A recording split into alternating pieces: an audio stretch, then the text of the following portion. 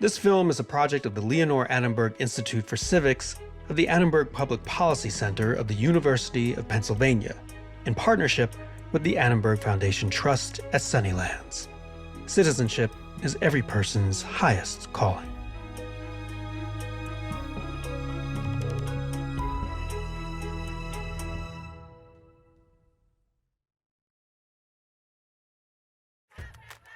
Juneteenth is a holiday that has been celebrated by Black communities in Texas for more than 150 years. Huge parades, all-day festivals, marching bands, drum lines, dancers. The holiday commemorates the end of slavery in the United States. Freedom. It commemorates freedom. In 2021, Juneteenth became our newest national holiday, thanks in part to the efforts of Native Texan Opal Lee. Freedom is the goal for everyone, not just Black people, not just Texans. Freedom for everyone. So what's the story of Juneteenth? In June of 1865, 2 months after the end of the Civil War, the Union Army arrived in Galveston, Texas to free the last enslaved people in the South. There were 250,000 enslaved people there, waiting and waiting to see how freedom would come. That day, June 19th, became known as Juneteenth. But the story doesn't end there, because newly freed people across the country quickly realized that freedom alone wasn't enough. They can't vote, they can't serve on juries, they can't hold public office, so how are they going to be truly free? Real freedom meant having rights, specifically full and equal citizenship rights. If they're going to have any hope of equal or fair treatment, they have to be citizens. Because as Americans, citizenship is what makes us part of the we in We the People. It gives us important legal rights and protections under the Constitution simply because we were born here. But it wasn't always that way. Equal citizenship for all Americans was not in the original Constitution. Many of the ideals that we now think of as absolutely fundamental to American identity actually come from the struggle against slavery, the struggle to become a better nation. This is the story of Juneteenth, the fight to end slavery in America, and how that fight remade the Constitution to guarantee freedom and citizenship for all Americans. Okay, so to understand how we got to Juneteenth, we need to go back to the start of the Civil War. In 1861, the issue of slavery had torn the nation apart. 1 year earlier, Abraham Lincoln had been elected president after promising to stop the spread of slavery. The South just blows up. They cannot believe that this man is in the White House who they think is going to get rid of slavery. Now, the truth is, Lincoln had no plans to abolish slavery. He just didn't want to see it expanded into the western territories of the United States, in part because he thought it would hurt poor white workers if they had to compete with enslaved labor. But in a bit of a hysterical overreaction, the Southerners decide their way of life is threatened. They say, we are defending slavery, and that's why we're seceding. 11 southern states seceded. That is, they broke away from the United States to create their own country, which they called the Confederate States of America. Abolitionists like Frederick Douglass saw the moment as an opportunity. Frederick Douglass was the most important Black leader in the 19th century. Born into slavery, Douglass escaped as a young man and went on to become an outspoken anti-slavery leader. From the very beginning of the war, Frederick Douglass had been pushing Lincoln to make the ending of slavery central to the war. Lincoln, however, resisted. He simply wanted to bring the southern states back into the Union to keep the United States of America, well, united. Now, at the beginning of the war, Lincoln said, we are not fighting to abolish slavery. We are fighting to preserve the Union, preserve the nation. And while Lincoln didn't support slavery, he wasn't exactly in a rush to get rid of it either.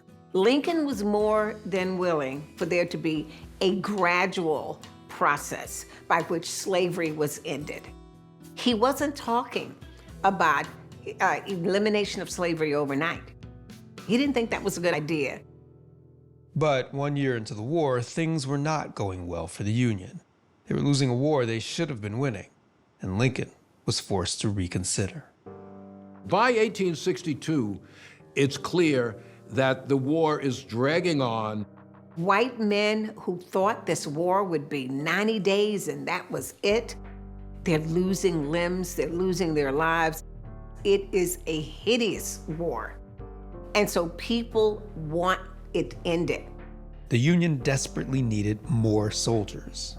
There were many young men who didn't want to be in the service, and they didn't want to fight a war, period. And from the very beginning, African Americans had told Lincoln, you arm black men, this war will be over very quickly. Lincoln worried that Northern whites wouldn't support the idea, and he questioned whether African Americans would make good soldiers. There were, of course, a lot of racist assumptions about the capacities of black people. Lincoln did not have faith that black men would be brave enough to stand toe-to-toe with their former owners on the battlefield. But black people were clamoring to join the fight. People like Robert Smalls. Robert Smalls was an enslaved man working on a Confederate gunship in Charleston Harbor, South Carolina. Smalls was determined to secure freedom for his wife and 2 children, so a year into the Civil War, he made a plan. One night on May 12th, 1862, the captain and the 2 white crew members decided to leave the ship and went into town. So at the right time, about 2 o'clock in the morning, Robert Smalls dons the captain's hat. And he steals the Confederate gunship. He stops at one of the wharfs, he picks up his wife and children, and he picks up other people as well. His plan was to deliver the ship and its precious cargo of guns and ammunition to the Union Navy, which was blockading the harbor. But first, he had to pass a series of Confederate forts. Smalls had to make his way out of this heavily fortified, heavily occupied harbor. There are guards there, and he's being challenged. He knows the signs, the signals, the routines. He has studied all that. They thought he was the white captain as the ship sails by, out to join the United States Navy. Everybody on that ship could have been killed. He took that chance with his family on board. At the moment that he needed to be brave, he was. Smalls became a big hero in the North. A group of slaves escaped right under the nose of the Confederacy. They had believed that black men didn't have the courage or the intelligence to do that kind of thing. And Smalls showed them that they were wrong. And Smalls wasn't the only one. Thousands of African Americans were escaping slavery and making their way to the Union lines, ready to fight. Many others were already supporting the war effort as spies, nurses, and laborers. African Americans were utilizing their ingenuity, their talent, their intelligence, forcing and compelling President Lincoln to view them with new eyes. And certainly Lincoln is hearing this from his own generals who are saying, look, these black Americans are indispensable to our victory. And he eventually realizes, this is the only way I save the Union. And so the need for black soldiers is one of the things leading Lincoln down the road to emancipation. Before he made it official, Lincoln decided to give the South one last chance. In September of 1862, he drafted a preliminary Emancipation Proclamation. He drafts this preliminary Emancipation Proclamation, which is a threat to the South, but also an offer. It's basically saying, if you continue to fight and we win, slavery is over. But if you lay down your arms, you can keep your slaves. We will go back to the way things were. And had they done that, he would not have sacrificed the Union to try to free enslaved people. The South, however, did not take the deal. And so on January 1st, 1863, President Lincoln issued the final Emancipation Proclamation, declaring that all enslaved people held in rebel territory were forever free, and that they would be welcomed into the service of the U.S. military. The Emancipation Proclamation is a military measure. It's not a measure of humanity, although Lincoln, I can guarantee you, understood what he was doing from a human perspective. But he's doing it primarily because he wants to win the war. The proclamation didn't free everyone. It didn't apply to slave states, which had remained loyal to the Union: Delaware, Maryland, Kentucky, and Missouri. It only applied to Confederate states, and those states were not about to listen to Lincoln. We need to remember the proclamation is actually a promise of freedom. It's not actually freedom until the enslaved can get to the Union lines. All the same, the Emancipation Proclamation was incredibly significant. The Emancipation Proclamation clearly changes the character of the war, because now the end of slavery is one of the United States' goals. This is a war for freedom. It's like pulling the cork off and letting the genie out of the bottle. Everyone understands the new chapter is beginning. But the most important thing about the Emancipation Proclamation is that it says Black people will be welcomed into the military service of the United States, because that, I think, is what makes Black citizenship inevitable. That's right. United States citizenship, which puts the we into we the people, had been denied to Black Americans by a Supreme Court ruling 3 years before the war. Let's go back for a second. In 1857, a case called Dred Scott v. Sanford was decided by the court. Dred Scott had been taken to places where slavery was illegal by his master. Scott believed that because he had lived in a free state and free territory, that he was automatically free. So Scott sued for his freedom along with his wife Harriet and their 2 daughters. In an opinion issued by Chief Justice Roger B. Taney, the court ruled that not only was the Scott family not free, but they were not even allowed to sue for their freedom because they were not citizens of the United States. The Supreme Court rules that no Black person can be a citizen. Citizenship is purely for white Americans. And it is a devastating conclusion. It meant the rights and privileges guaranteed by the Constitution did not apply to African Americans. Citizenship is really not defined in the original Constitution. It protects rights, the rights of citizens, but it doesn't tell us who's a citizen and who's not. And so the court looked to settle the question by saying the founders had never intended for African Americans to be considered citizens. They were property. They were not human beings in the sense of citizenship. Taney said, how do we know the founders didn't want them to be citizens? One of the things was they were not permitted to serve in the military. And he said, because the military is an insignia of citizenship. So 6 years later, in 1863, when Lincoln issued the Emancipation Proclamation allowing Black men to serve in the military, it was a pretty big deal. Not only could they fight for their freedom, they could also stake a claim to citizenship rights. Now, to be clear, free Blacks like Frederick Douglass had long argued that all African Americans born in the United States deserved citizenship rights. But after Dred Scott, he realized that they needed a way to claim citizenship that could not be denied. Frederick Douglass is really a clever strategist. He understands that there's a bargain to be struck.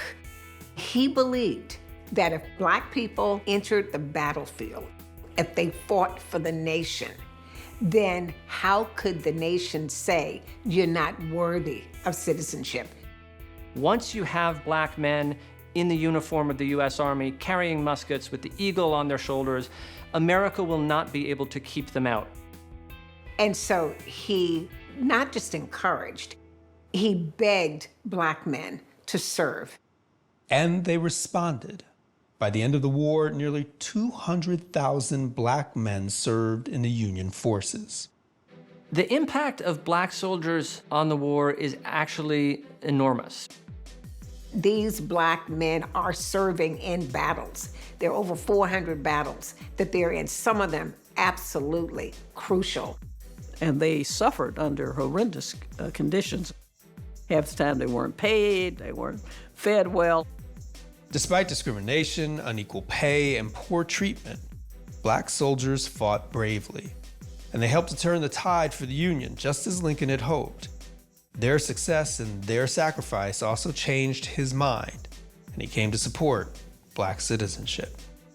He recognized the debt that the country owed to black men who had gone to war for a nation that until that point had not done anything for them except to keep them enslaved. On April 9, 1865, after a series of big defeats, Confederate General Robert E. Lee surrendered his army to Union forces, marking the end of the Civil War. The Union Army marched through the South, enforcing the Emancipation Proclamation as it went. With each stop along the way, black Americans learned they were officially free. The final holdout was Texas. Texas is one of the areas of the Confederacy that's least touched by the U.S. Army. And people actually went to Texas hoping that they could continue to practice slavery. The white plantation owners, many of them are fleeing Louisiana and fleeing other parts of the Confederacy and bringing along enslaved people into Texas. And so by the time Union forces arrived in Texas, 2 months after the end of the Civil War and 2.5 years after the Emancipation Proclamation, there were still 250,000 enslaved people there. And that brings us back to Juneteenth. On June 19, 1865, Major General Gordon Granger and his Union troops arrived in Galveston, Texas, and issued General Order No. 3, which said that all slaves are free. This was the first proclamation that the Union Army was there to protect the freedom of the emancipated slaves in Texas. They responded the way African Americans did all over the country. They were absolutely elated. It was a moment of celebration. It was a moment that many people had been waiting all of their lives for. 250,000 people were finally freed in Texas, and across the nation, nearly 4 million people had been emancipated. They very quickly get to work building the world that is freedom.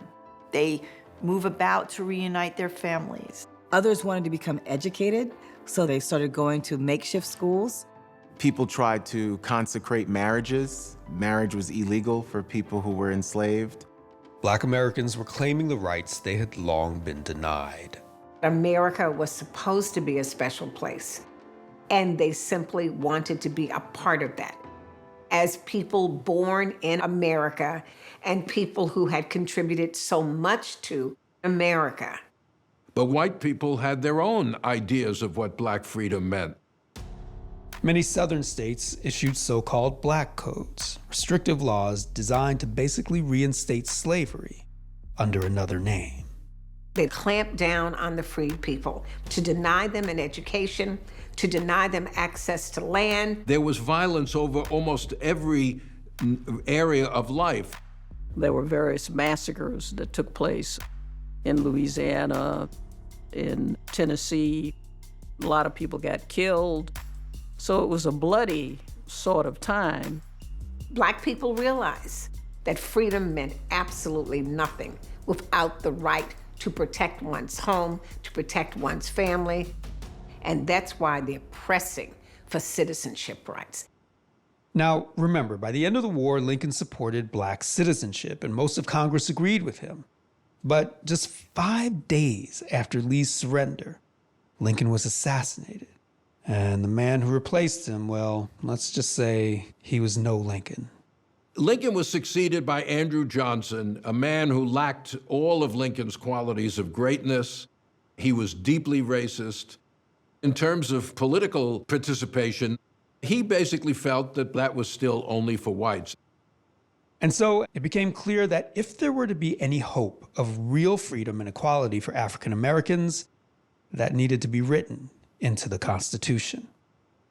So let's stop for a second here to brush up on constitutional amendments. Amendments are changes to the Constitution. They are very different from regular old laws, which can be repealed by Congress or vetoed by a president who doesn't agree with them. A president like Andrew Johnson. Now, constitutional amendments need a huge majority. They need to be passed by 2/3 of Congress and ratified by 3/4 of all states. But the president has no vote in this process. And so, as the nation tried to recover from the Civil War, a time called Reconstruction, Black Americans pushed Congress to put freedom and citizenship for all into the Constitution so that those rights would be guaranteed. What Black people want is a new birth of American freedom and a new American republic forged in multiracial democracy. Black conventions meet throughout the South. They draw up demands, they send petitions to Congress, they hold demonstrations. And the result was that Congress fought for and passed 3 new amendments to the Constitution during this period: the 13th, the 14th, and the 15th, what we now call the Reconstruction Amendments. The Reconstruction Amendments are enormously important because they fundamentally changed the character of our Constitution. The 13th Amendment abolished slavery throughout the United States. The 13th Amendment doesn't simply free people. It says slavery as a status, as a category, as a practice, as a legal matter, is unconstitutional in the United States. Once the 13th Amendment is ratified, there is no question anymore. Every person who had been a slave in the United States is now free. The 14th Amendment says that anyone born in the United States is a citizen of the United States and gives them those rights. Birthright citizenship, the right to be a citizen because you were born in the country. It reverses the Dred Scott decision. So Dred Scott says blacks can never be US citizens. The 14th Amendment says that's not true. If you're born here, no matter who your parents were, no matter how you got here, you are one of us. And the 15th Amendment says that the right to vote shall not be denied on account of race, color, or previous condition of servitude. In other words, it gave Black men the right to vote. States cannot deny you the right to vote because of race. It didn't change all the other laws. States could still deny you the right to vote because of gender, because you didn't own property, but states could no longer say only white people can vote. Together, these amendments transformed the Constitution. This is a sea change. It's a sea change for Black Americans who now are on new, firmer, different footing. And it transforms our idea about who belongs and how and why. For the first time, the Constitution included this notion of equality for all. The Reconstruction Amendments marked the promise of a new birth of freedom, of citizenship that belonged to everyone. And it was that promise that African Americans began celebrating year after year on Juneteenth.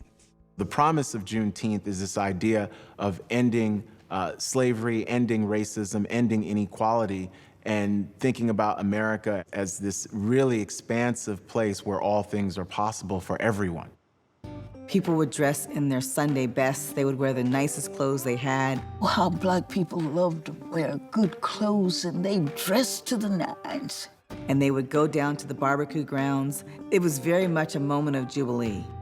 They're playing their instruments, they're singing songs, they're dancing, they're laughing, and they're eating food, and they're celebrating freedom. Displays of dignity and citizenship are a huge part of these celebrations. You see parades and people with floats that have beautiful flowers put on the spokes of the wheels. Black men, former soldiers, are marching with a real regal military bearing. African Americans were really proud to think about freedom and to embrace their freedom. Juneteenth becomes a celebration and a commemoration, but also an opportunity to organize and uplift communities that are under siege. Because the hard truth is that freedom continued to be denied to African Americans, even after it was enshrined in the Constitution. Progress is not linear in American history. Progress is uneven. As is always the case when there's progress with liberty or progress with equality, there's backlash. And the backlash was Jim Crow. Separate drinking fountains, separate waiting rooms. There's a rise of the Klan. There's also other racial violence. The fire hoses and the police dogs. Black people are fighting for the right to vote. Rights can be gained, but rights can also be taken away. It takes vigilance on the part of American citizens to make sure that what our Constitution protects is protected in reality as well as just on paper. Today, as our nation celebrates Juneteenth, we can reflect on our history and consider how it continues to shape our society. Juneteenth is a time of reckoning. It's the first national holiday that deals directly with the legacy of slavery. It's an opportunity to learn about slavery and about freedom and what that means in the United States. We owe a huge debt to the formerly enslaved and those who are part of the Reconstruction generation. They never gave up. Even when they got their freedom, they still pushed to make citizenship work for all Americans. Freedom belongs to all of us, not just a few. And that's why we celebrate Juneteenth.